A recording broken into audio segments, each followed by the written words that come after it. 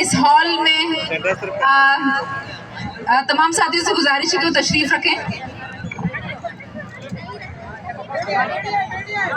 آپ تمام ساتھیوں کو جو یہاں شریک ہیں ان سب کو سرخ سلام کہ آج وہ اپنے لیے نکلے ہیں, اس دھرتی کو بچانے کے لیے نکلے ہیں, اس انوائرمنٹ کے جو سرمایہ دارانہ جبر کے نتیجے میں جو کچھ یہاں پہ ہو رہا ہے اس کے خلاف آج نکلے ہیں. اور واقعی یہ ہم آخری نسل ہیں اس دنیا کو بچانے کے لیے, اس دنیا کو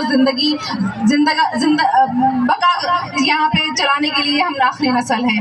تو میں یہ سمجھتی ہوں کہ یہاں پہ جتنے لوگوں نے یہاں بات کی ہے شاید مجھے ریپیٹ کرنے کی ضرورت نہیں ہے, کیونکہ آپ سب کو معلوم ہے کہ پاکستان ان 10 ملکوں میں پچھلے کئی سالوں سے 10ویں ہی نمبر پہ آ رہا ہے کہ جو خطرناک صورتحال سے جو ہے وہ گزر رہا ہے انوائرمنٹ کے حوالے سے.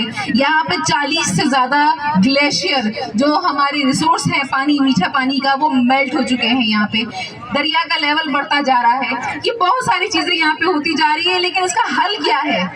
حل پہ ہمیں زیادہ بات کرنے کی ضرورت ہے, کیونکہ جب تک ہم ایک ہو کر متحد ہو کے اپنی لڑائی کو سرمایہ داروں کے خلاف یا ان حکمرانوں کے خلاف یا ریاست کے خلاف, جس کے لیے صرف آئینی مسئلہ, عدالتی مسئلہ, کون کس کو ہٹانا ہے, کس کو گرانا ہے, کیا کرنا ہے, 9 مئی کا واقعہ, اس کے علاوہ اور کچھ نہیں ہے.